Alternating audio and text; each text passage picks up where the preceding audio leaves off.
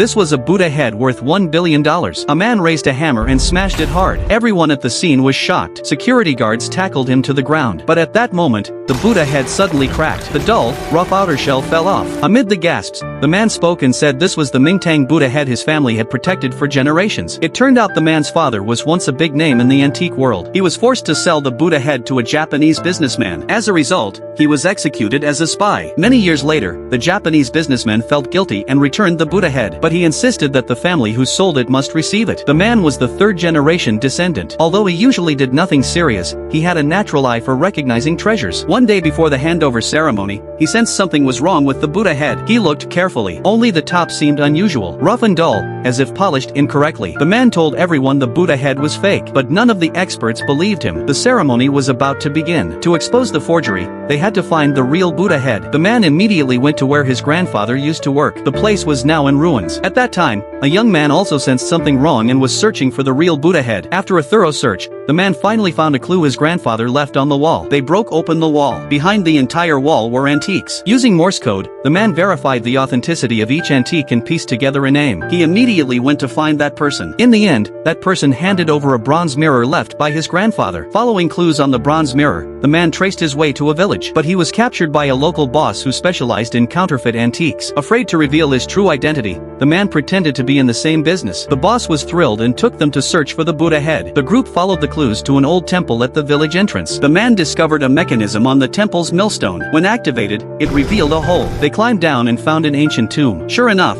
the Buddha head was there. The man and the young man confirmed it was the real one. But then the man noticed a trap beneath the Buddha head. During a struggle, the young man seized the chance to steal the Buddha head. Then the trap activated, and the tomb began to collapse. The man was hit by falling rocks and passed out. The next day, the handover ceremony officially began. The young man had taken the place of the original receiver, but he refused to accept it on the spot. He said he had found the real Buddha head. The scene instantly fell into chaos. At that moment, the man appeared. He said what the young man brought was fake. Then he took out a hammer from his bag and struck the fake Buddha head. The outer shell shattered. It turned out the real Buddha head had been sealed inside the fake one all along. His grandfather had devised this method to protect the national treasure. In the end, the secret guarded by the man's family for generations was revealed to the world. The national treasure, the Buddha head, finally returned to its homeland.